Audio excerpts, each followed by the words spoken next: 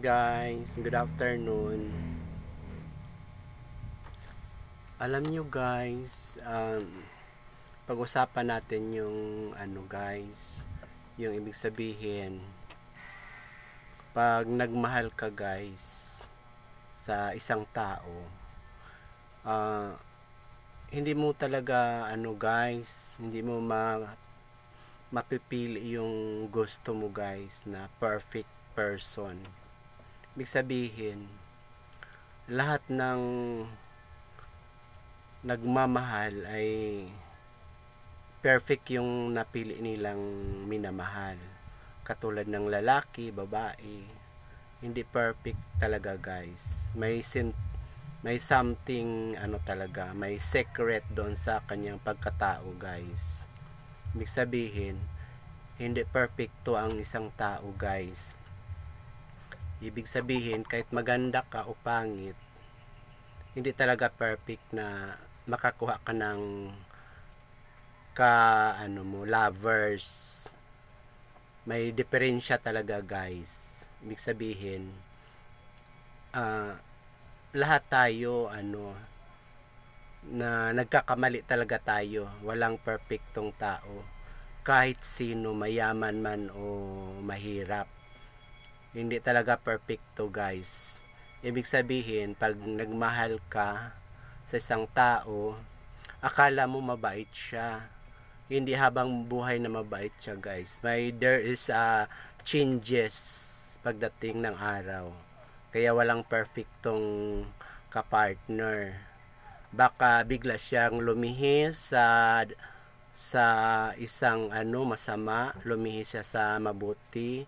Hindi mo masasabi yan guys, kasi nandito tayo sa mundo ng open tayo.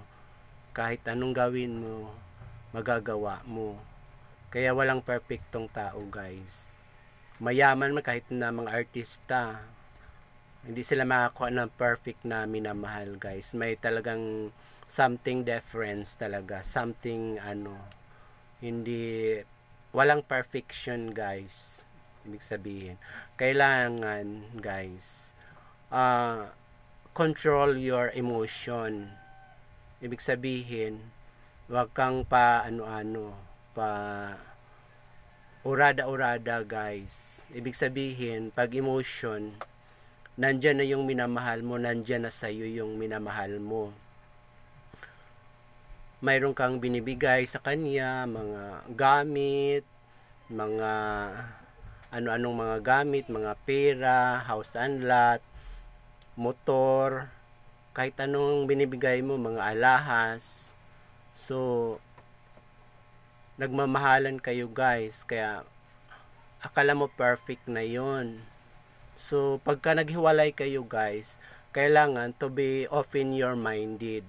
Ibig sabihin, pag naghiwalay kayo, wag mo babawiin yung mga binibigay mo. Kasi, dahil kusa mo naman binibigay yun guys. Wag mo siya i-demanda kasi binigay mo yun sa kanya guys. Yun. Sabihin ko sa iyo, control your emotion. Ibig sabihin, baka makagawa ka ng crimes. Oo. Ang sunod guys, kailangan open your heart.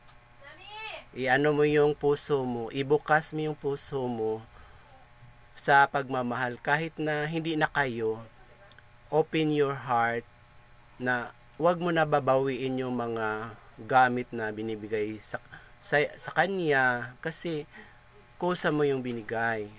Wag mo na siya i-demanda. Kusa mo na yun, mo na sa kanya, i-gift mo na sa kanya. Kailangan, kung sino man yung gusto niyang tao na minamahal, hayaan mo na siya guys doon. Maging open-minded ka. Yun. Tapos, next guys, yung nag-open heart ka na. Inano mo sa kanya yung mga binigay mo na lahat sa kanya, pagmamahal, yun. Ngayon naman guys, yung open freedom. Hayaan mo na siya guys na dahil naghiwalay na kayo, tanggapin mo na lahat. You make it freedom sa kapartner mo. Ibig sabihin, hayaan mo na siya maging masaya sa bago niyang minamahal, kasi akala niya din yung nakuha niyang bagong pagmamahal, perfect na yun guys. Hindi pa rin yung perfect guys. Lahat tayo nagkakamali. Yan. Walang perfectong tao. Akala mo sobrang bait yung isang tao, pero there is something difference talaga guys. Pagdating ng araw, nagbabago yung isang tao. Hindi mo madali siyang matukso, madali siyang kung ano-ano na lang ang niya ginagawa. So magkaroon ka talagang hindi perfect na tao guys. Kaya ang gagawin mo guys, ibigay mo yung freedom para sa kanya. Tanggapin mo na lang na maging masaya siya sa ibang tao. Makapag-move on na siya, ikaw din makapag-move on ka rin, makahanap ka ng ibang minamahal. So yung minamahal mo guys, akala mo perfect din yun. Hindi ka makakahanap ng perfect na tao guys. Kasi dito sa mundo, makasalanan talaga guys. Kailangan tanggapin mo sa puso mo yung kung ano yung binigay sa'yo, tanggapin mo na lang kusa. Huwag kang kasi pinagdaanan mo na yun guys. Kailangan maging open ka sa kanya. Yung dati mong minamahal, yung ex mo, bigyan mo ng freedom. Hayaan mo na siya, mag-move on siya, tsaka mag-move on ka rin. Walang perfection na tao guys sa mundong ito. Kaya maging open your minded, open your heart. Kailangan magbigay ka ng freedom. Yun lang guys, tatlo lang yun guys.